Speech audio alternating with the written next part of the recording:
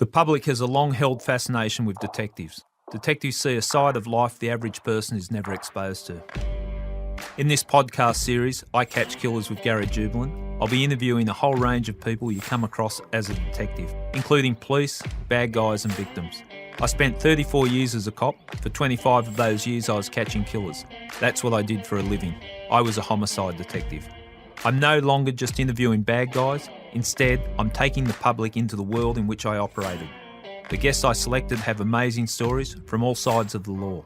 The interviews are raw and honest, just like the world they inhabited.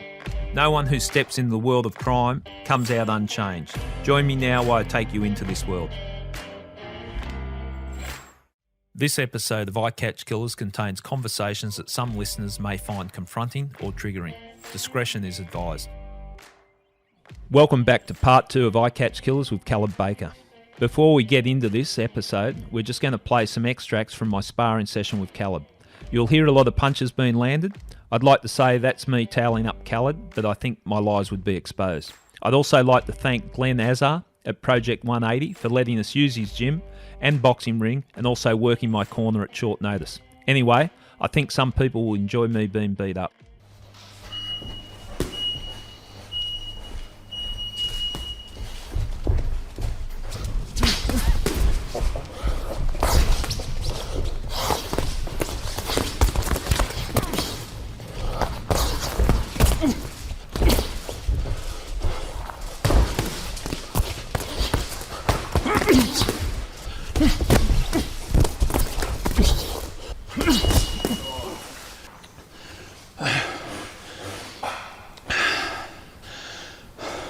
Is that 2 minutes or 3 minutes? It's 2.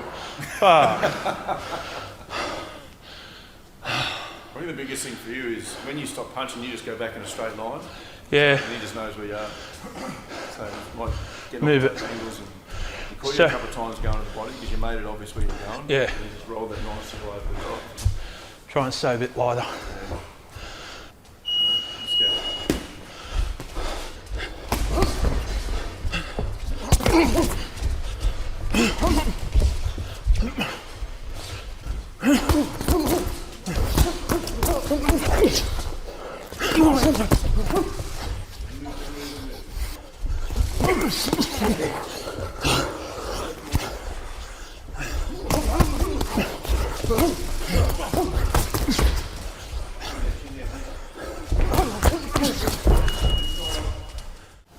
Trick is particularly early for you. Don't try and put power on something. Yeah. Because it's just makes it so readable. Yeah. Got to be lighter. If you can touch it, you can hit it. Yeah.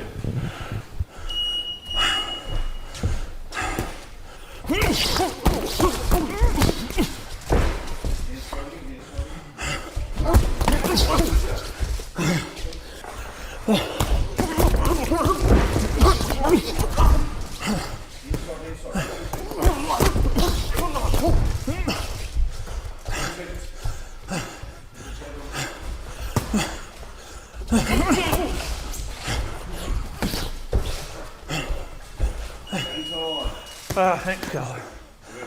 Bye. Thanks, Khalid. Cheers, mate. Enjoyed it.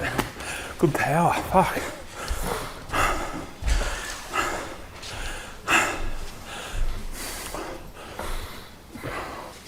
Utmost respect, Khalid. I really enjoyed that, and I know you went kind on me, so thank you. Otherwise, we wouldn't be doing the second part. But it was a real privilege to jump in the ring with someone like yourself and exchange punches. So thank you. It's an experience. No, it was good. Thank you. Okay, you can give me some tips later. No worries. Okay, in part 1 we discussed your upbringing and the incident that led you to being convicted of murder. We talked about your trial and your frustrations at some of the nuances of the legal system that are difficult to understand in the best of times, but when it is impacting on your life the way it did, makes it doubly more troubling. We also spoke about the person that died as a result of this incident and the importance of the fact that a number of lives were destroyed during what occurred on that evening, and that includes Albert Snowball, who lost his life. For part 2, I want to talk about something that I think really interests the listeners, because it's an area that we often think about. You see it on TV, you see movies where people go into prison. We've spoken to some people on the podcast before that have done prison, but they were always going to end up in prison. They were in outlaw motorcycle gangs and whatnot, and by the time they went into prison, they had a gang in there waiting for them to look after them. That's not the case with your situation. You're a relatively clean skin, and you found yourself on your own in an adult prison. Yes. I was only 18 years old, didn't know anyone. Went in there. And when I went into prison, it wasn't, the effects of ice wasn't around at that time. Like, right. I don't think we had anyone knew what ice was, and the men in there were massive, like big, strong, like.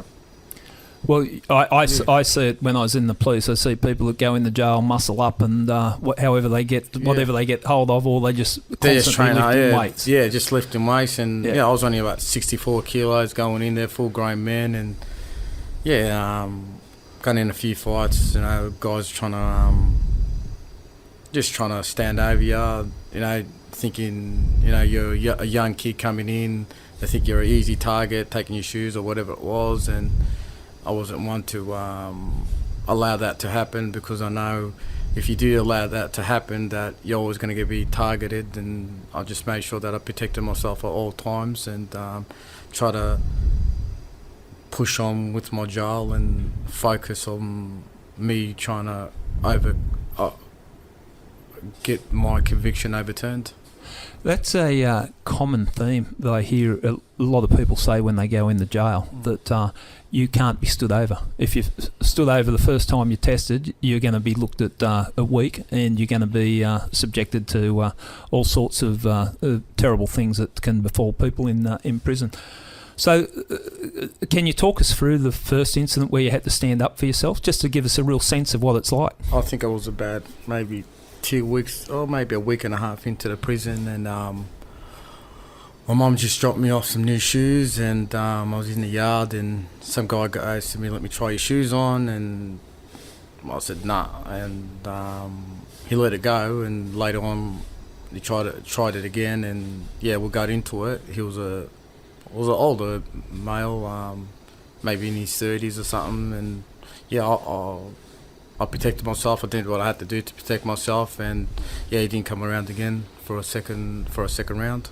So you say that very matter of fact, but you got into a fight with him. I had to get into a fight. And I don't think the fight would be of the rules that you find in the boxing ring. It's very vicious. It was any means to survive, like eye gouging, and he did what he had to do, and I did what I had to do, and I was very lucky that I knew how to look after myself, and I think he didn't know that, because being so young, and they don't know who you are, where you come from, or I wasn't saying too much. I just kept to myself, and I think he was stunned when he realised that he wasn't gonna get it, and I fought back. Yeah. And when did you come to terms with this is going to be your life? Like, you never? Like, each day you thought this nightmare is going to end, or I'm going to get justice? I refused to say this is what my life was going to be. I said, the talk of, I know guys who do 2 years and say, I'm a jailbird, and it's like, it's an honour for them, and I didn't want to be that person. I didn't want to be that person whose life is all about prison. I didn't want to be some jailbird. Nothing against people who say that. That's their choice, but it wasn't for me. And I've always said to myself, this is not my life. My life is outside. I know what I want to do with my life, and I got to focus on that. And I don't know what to say. I see it with people that say they become institutionalised. Yes. That it's almost like I'll do a crime, I'll do the time, I'll get back out, I'll do some more crime, and then I'll go back in, and it's almost like it's a break for them. Yeah, some people it's like a rehab for them too, and to get help. But I don't know, like I think everyone has a choice of how you want to set your life out. People make some mistakes. It's just a part of life. But can you learn from it? And some people do, and some people don't. And yeah, I didn't want to be. I've seen a lot of guys come in and out, and I was just like, I don't want to be that person. And I knew I was already in jail for something I didn't do, and I wasn't going to let the system break me. And I say this, like, I didn't want to have that victim mentality where something's happened to me in my life, and I was always going to carry that burden on me and saying, the world screwed me over, the system screwed me over, this is what it's turned me out to be, and this is why I am the way I am. I was like, no, it's not gonna define me who I am. It's gonna make me stronger, better, faster. Yeah, and it's going to make me a better person for it. Like, saying that, you sound very philosophical and wise and old, but you weren't when you went into jail. And I just thinking back at 18, 19, full of testosterone, anger and ignorance and everything else that goes with the brilliance of being a young man. Yeah, I'm just really wondering how you prevented yourself from doing that. Did anyone guide you? Did you get guidance from anyone? I had a lot of good support with my family, but hands down, it was my mother who was there every day, answering my phone calls, coming to visit me 3 times a week, really kept pushing me to not give up. And maybe some days I'll ring and I'll be just angry about the world, and she's a woman of faith, and she's like, God has a plan, and everything always happens for a reason. And maybe I'll say the first 4 or 5 years, I was really angry. I was angry after my appeals got knocked back, and I just didn't know why it was happening. And I even started questioning God. I'm like, if you love me, why have you done this to me? I haven't done anything wrong. I'm innocent. And I remember when my mum got sick and she had cancer, that's when my world changed, because I said to myself, I'm not going to allow my mother to keep coming into the visit centre and seeing me angry or seeing me just bitter, because I didn't want her to, in case anything, God forbid, anything happened, I didn't want her to remember that side of me, like seeing her son like that, and something happened to her, and I was like, I got to be thankful for what I have and not what I don't have. And I changed that, I just flipped that switch in the sense of I had to be grateful for what I had, not what I didn't have. And I think that was a blessing in disguise too, when my mum got sick, because it made me stop and really think about life, and I know a lot of people always, me, and I just had to stop thinking about me and thinking about what was around me, and start appreciating what was around me. And that's why. So it's a big I'm hearing what you're saying, but surely it must be hard to thank for what's around you when you're locked up in the jail cell, convicted of a murder you didn't think you should be convicted of. And but it wasn't doing me anything. It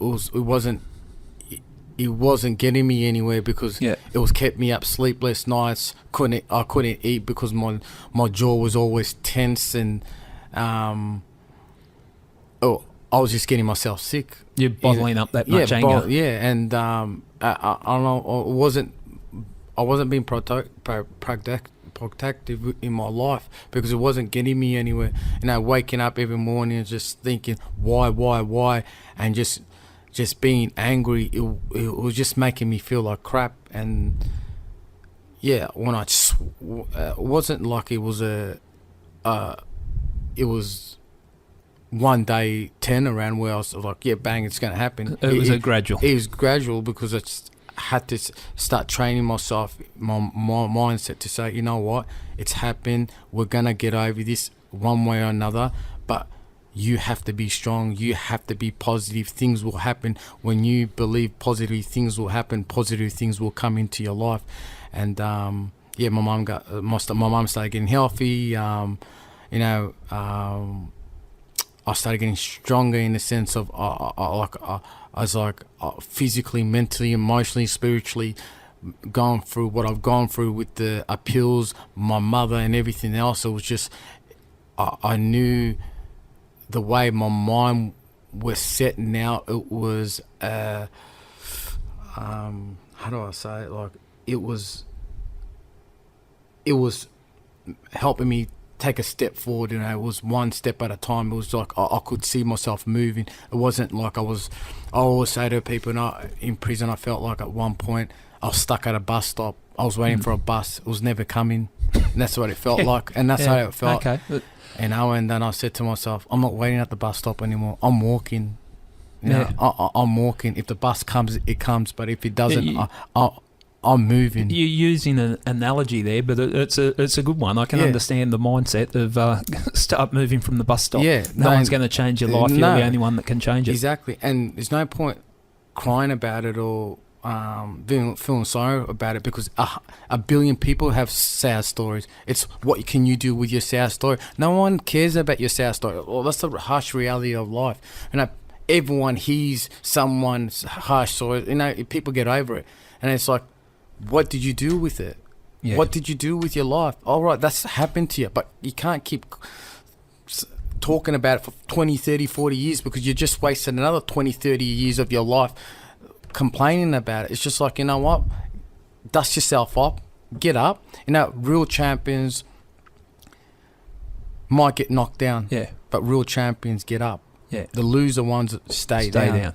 And do you think the lessons you learned in life that you can learn in a boxing environment? It's anything. It's everything. It carried you through. It's carried me through, just not through my boxing, but every part of my life. To be hungry, to be better. Anything like, even when I wake up every night when I go home and I break down my day, I say, can I do anything better to make myself better tomorrow? Have I done what I had to do today? And if I don't feel like I'm harsh on myself, because nothing's promised tomorrow. Yeah. It's what you do with your life today, and I try to give it 110%. I do give it 110% each and every day, and it's like you got to grind. Life's hard, but you know what? The end goal is what you want, and will happen, but you got to get through that tough times. Tough times never last. Tough men do. That's what I say. Yeah. You know what I mean? Like, it'll happen. That success will happen. How does that, or how did it translate in your day-to-day living within the jail? Like, what were the things that, okay, I'm going to turn this shit situation round? So you maintained your fitness. Crazy. Oh, people used to say to me, what are you training for? I used to train like 3 days or 3 times a day. So how could you train in the jail? Like, what sort of training could you do in the jail? I'll get up in the morning, it'd be a 5K run, or it'd be sprints up and down the staircase. Yeah. Like, sometimes we were locked in a unit and we couldn't use the yard. Yeah. And what I done was, it's like, all right, today I'll do the stairs for half an hour. Right. Tomorrow I'll run up the top tier, down the bottom tier, run the unit for half an hour. And it'd be about 5Ks, Yeah. Yeah. Then I'll do my weights a couple of hours later. Then I'll do my boxing in that evening. And blokes like, what are you training for? And I train like an animal. I just kept training. People are like, mate, you got 10 years left. And I'm like, you know what? The blokes who are outside fighting, they might be partying, drinking, whatever. But my thing is, I'm focused. I'm watching it. I'm coming for them. They don't see me coming behind them. Yeah. But I see them in front of me. Yeah, you're picturing it. Yeah, I'm picturing them. And it's like I'm a hunter. I'm like a lion. I like to chase. I like to chase of like the gazelle. I'm gonna chase that gazelle down. And that was that mentality that I had. Is like, they're in front. You need to chase. And how did you do your boxing? Like, some jails didn't have pads or anything like that. We used to use toilet rolls, and we used to flat them. Make it flat. Then we used to use socks to wrap them around your hands, and then use that as pads. Right. Yeah. And did it training that hard and standing out? Did it make you a potential 100%. Target? It's always a target. You're a target to anything. Because everyone they could make a reputation if you're the young bloke training for a boxing champion. They could make a name inside by taking you out. 100%. So it would have made you a target. And someone tried. Like. You see the stab mark on my stomach. Yeah, what happened there? And I don't think people, but I saw it there when you were boxing. It's a scar the length of your stomach. Yeah, it's a big scar. What happened there? Oh, like what you said, people trying to make a name, and here's what it is. And I lived through it. I survived through it. Did you get stabbed or shivved or? Yeah, shivved. The same. It's not just different names. Yeah. Shivved, stabbed, whatever it was, and didn't see it coming. But I think most people were surprised that I stood there and I didn't flinch or nothing. Yeah. I didn't realise it happened, but I was very blessed and lucky to survive it, and it's just another thing that. What stage in your 13 years was that? When did that Maybe happen? 7 years. I was at 7 or 8 years into my sentence. By the look of it, there would have been a fair recovery for it too. No, it was about 3 weeks. Yeah. It was 3 weeks for me, but the doctors told me I had more recovery time because I started doing ab crunches and all, and they were freaking out. They're like, "What are you doing?" It was because I didn't train for 3 weeks, and my mindset was like, I need to train to get that good endorphins in my head to make me feel good. Yeah. Because I don't like doing nothing, and just like when you have a shit, like when you're not training, you feel like crap. Your mind starts playing tricks on you. But when you're fit and you're strong and you're eating right, everything's like nothing can break you. Yeah. You can only break yourself when you're not doing nothing. You start thinking about like shit things, And prison, you get so much time to think. People forget that you got so much time to think because you're trying to, your whole day is like unlock. It's like, what am I gonna do to keep myself busy? Yeah. Because some days you can just sit there and just like do nothing. Yeah. But I didn't want to be that person. Yeah. I had a few jobs, and I just trained and kept to myself, and even the staff were like, I didn't want to talk to the staff because it wasn't like I had anything against them, but to me, it was the system. They represented the system. And, I'm not going to say all prison officers, but I had some good prison officers who seen, they read my story and... Yeah, they understood. They understood, but they couldn't say too much. And they gave me gym access when I wasn't allowed at gym access because all I wanted to do was train. Yeah. That's all I cared. And that's what... people realise. It's like I didn't care about the politics in jail. Yeah. It's like do whatever you want to do. Just leave me out of it. But don't come looking for trouble with me. All I wanted to do was just train and keep myself busy and look to the future. My future was I want to win that world title. Yeah. Is there anyone in prison that you found inspiration from? Like we mentioned the prison officers, but other prisoners. Like I've spoken to some prisoners that have a deep insight into life and a wiseness that comes from the type of life they've lived. Like I'll say I was very blessed when I came through the jail because the older guys seen the kind of man I was. That I just done my own thing, stood for what I believed in, and he used to school me. I know guys who are like armed robbers, done armed robbers all their lives, this and that, and they're like, mate, it's not worth for the life that I lived, this and that, and they were really good guys. He used to talk to me a lot, what do you want to do? And I told him, it's like, keep focused on it, keep focused. I remember there was another guy who done about 30 years in and out of prison. It was about 30 or 40 years, and I remember when I was found guilty, and I was on the bus, and he goes, Khalid, I'm so sorry that you were found guilty. I'm like, oh, shit happens. And I still remember like it was to this day. He goes to me, get on the drugs, your time will fly.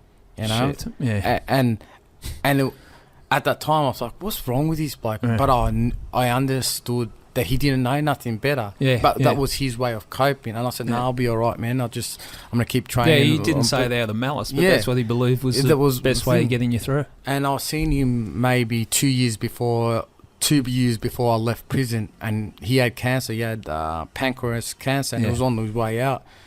And I was talking to him, and he goes, Khalid, man, he goes, I'll look back on my life. He goes, I'm like 50-something years old. I'm on the way out. He goes, I wasted all my life. He goes, I wish I could go back and change it. He goes, I would have just been a garbo or something like that. He goes, now I got my son coming into prison, he goes, it kills me. His son, as in following his dad, not coming in to visit, but following his dad's footsteps. Footsteps, and he goes, it's my biggest regret, and he goes, now this is a life that I've lived, and he goes, I wish I can go back, but I can't. And it was things like that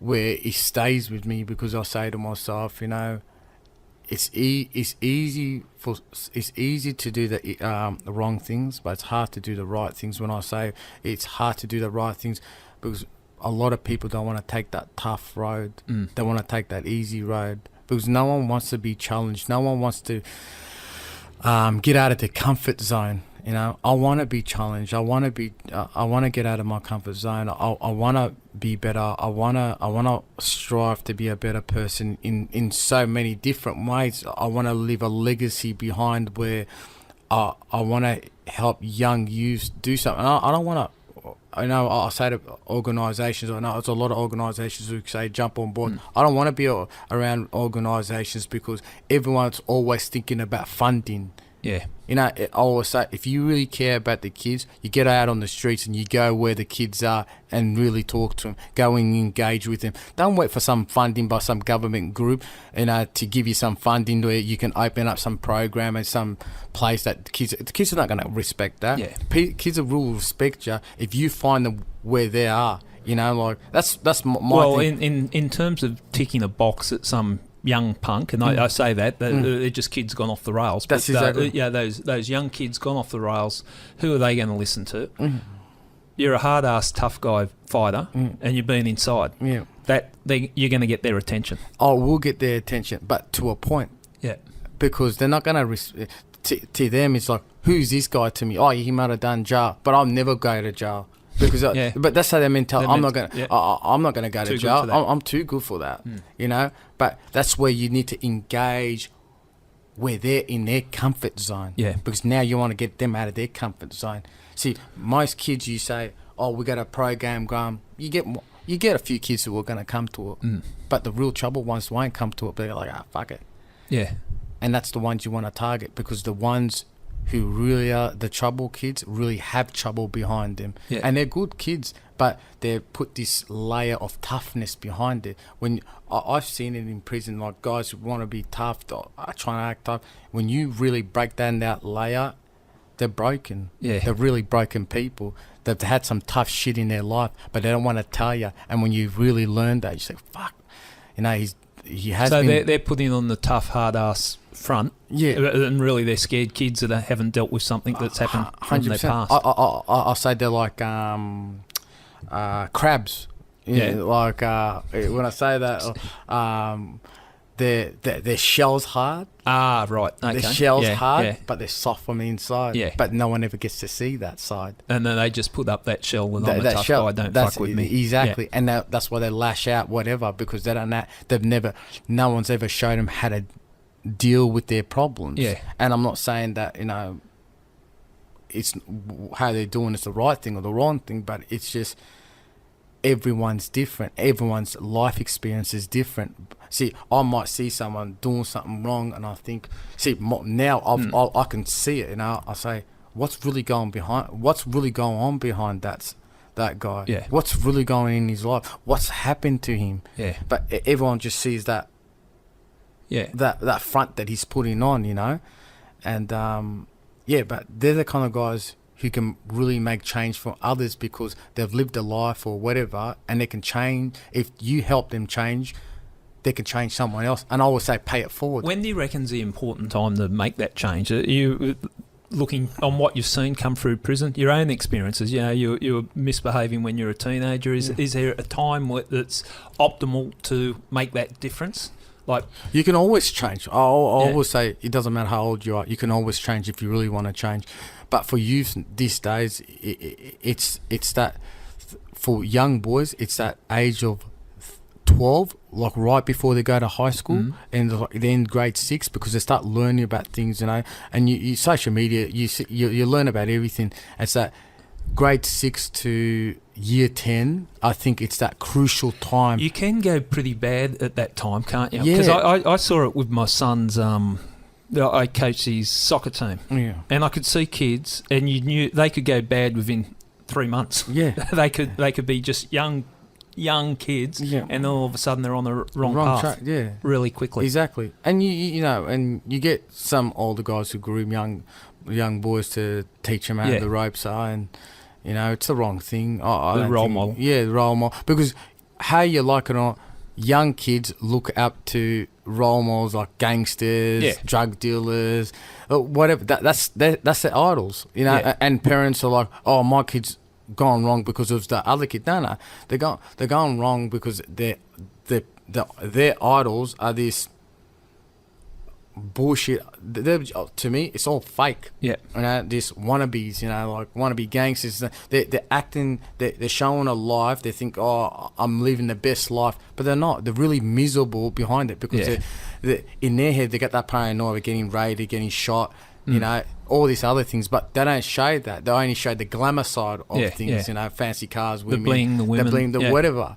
You know, Yeah. and young kids are like, wow, I want to be like that person.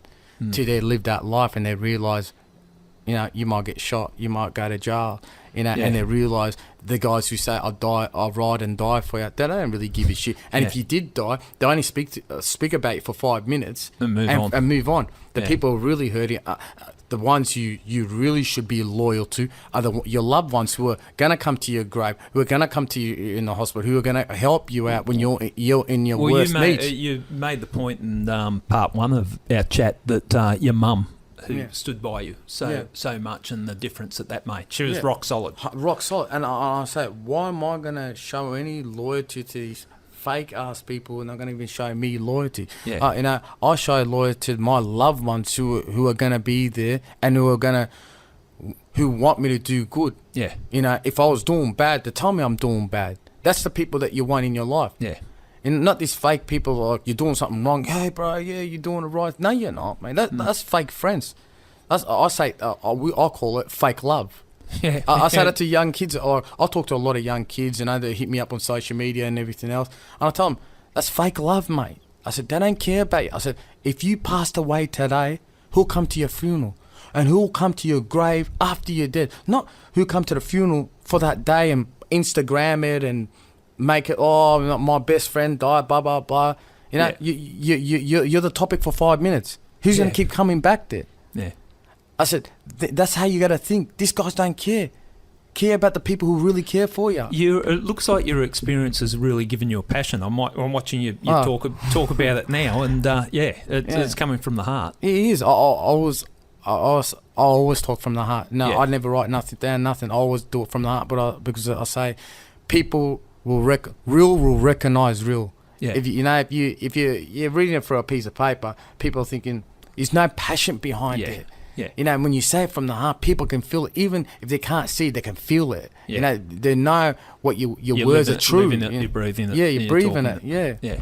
So with the experience that you've had 13 years, so you missed your 20s, Yeah. which I look back at my life and think how significant the 20s are. But Yeah. I take from what you're saying, you're not going to look back with regrets. I don't. Yeah. Like, it's gone. Like, I can't, how I like it or not, I can never get that time back. And I say, you know, sometimes it eats me when I look back and say, you know, they've taken 13 years of my life, but how I like it or not, I would never get that back. And I can't keep looking back because it's not going to happen. It's not nothing's going to come out of it. Can I ask you this, because this, and I'm talking myself here, and again, when I talk my experience, it pales into insignificance what you've gone through.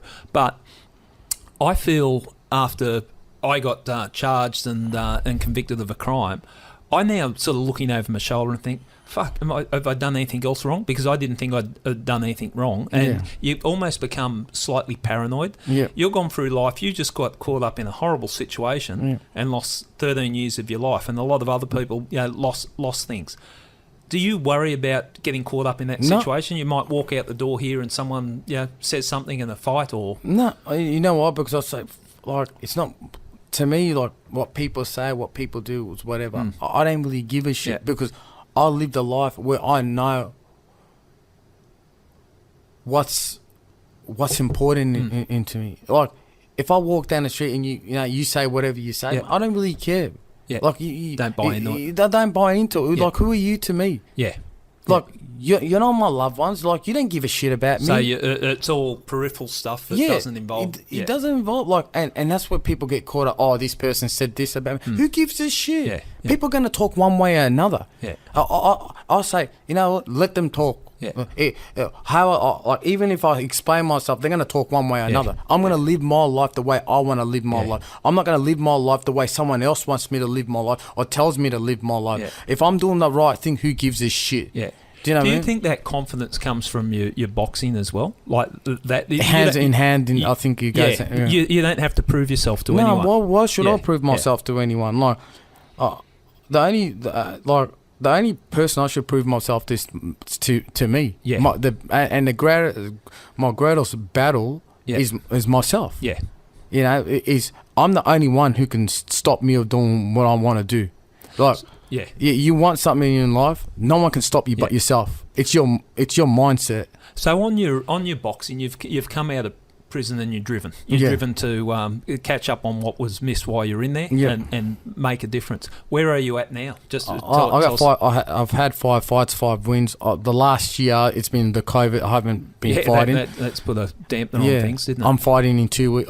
A week and a bit now. Next Saturday, February the 27th.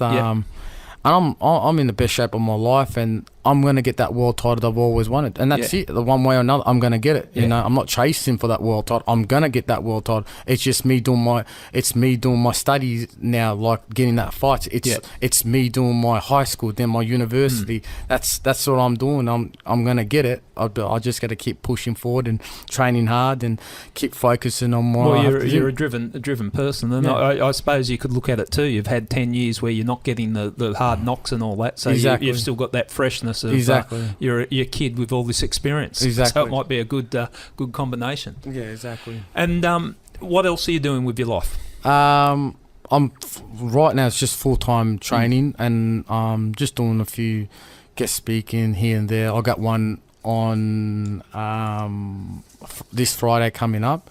Yeah, that's an interesting one. It's is it that the Queensland African communities? Yes. Yeah, they reached out to me to speak to the young youth, and I was happy. I'm here. I said, no, I got no problem. I'll train at this certain time, and anything after that, if you want me to come, I'm willing to come. And I'm happy to. If I can help someone, I will. You know. Well, you're in a position to sort of put back into a society that you lost so much from the society, but you're clearly not bitter. And I'm not bitter. There's no point for me to be bitter, because that bitterness is not going to get me anywhere. It's like I don't want to lose any more time of being that angry person or that bitter person.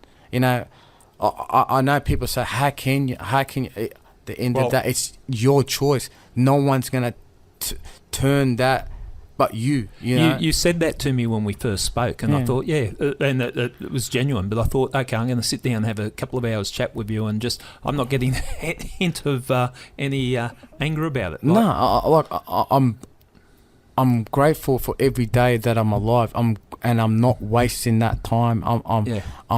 I'm chasing. I'm not chasing. I'm getting what I want in my life, and I'm happy. I'm content, and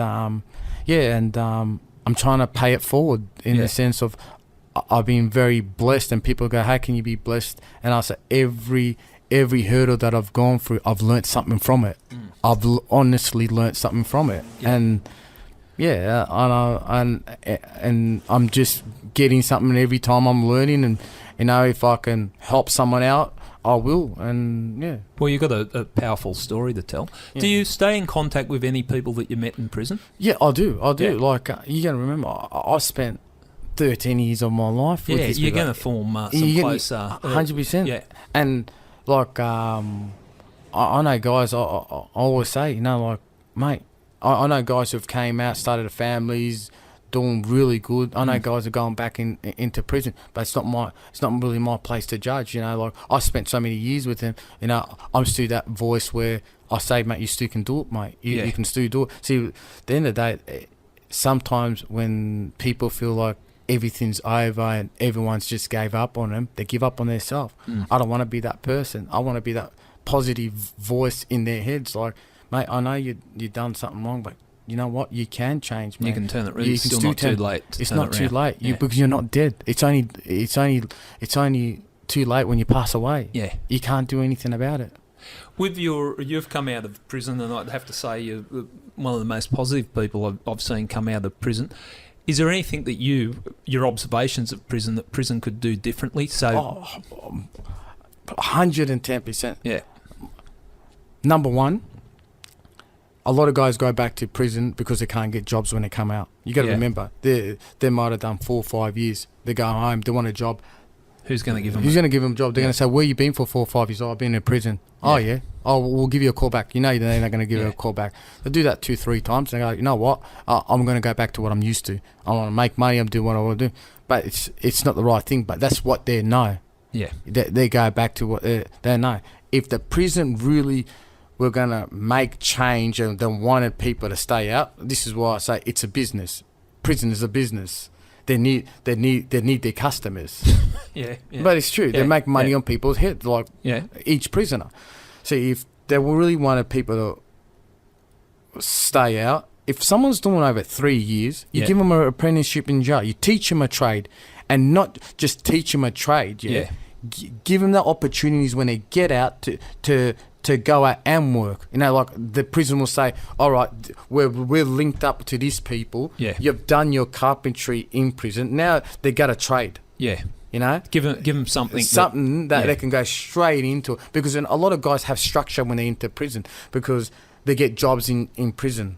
You know, they get up in the morning, they're working, they're going to work, come back, training. They get that structure. Yeah. And if they can keep that kind of structure when they go home, it's gonna. It has to help. It So has to. yeah. You know, I don't think every person will. No, will- well, some people are going to choose. I'm going to do the dark side. No, exactly. yeah. But you're going to have I believe it'll be like 60 to 70% of people who'll do that. Yeah. You know, but that's just my opinion. I've spoken to a couple of old-time crooks that spent 30 years in jail, and the one in particular learnt to write when he was in jail, and Yeah. that made so much difference. Yeah. That he could do something Yeah. purposeful when he got out.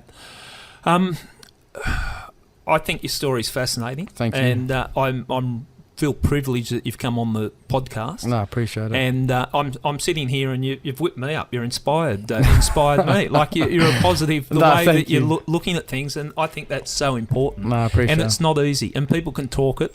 Yeah. And but it's about walk the walk. Walk the walk, yeah. You Yeah. know, it's easy to talk the talk, but it's hard to walk the walk. You know, and that's I don't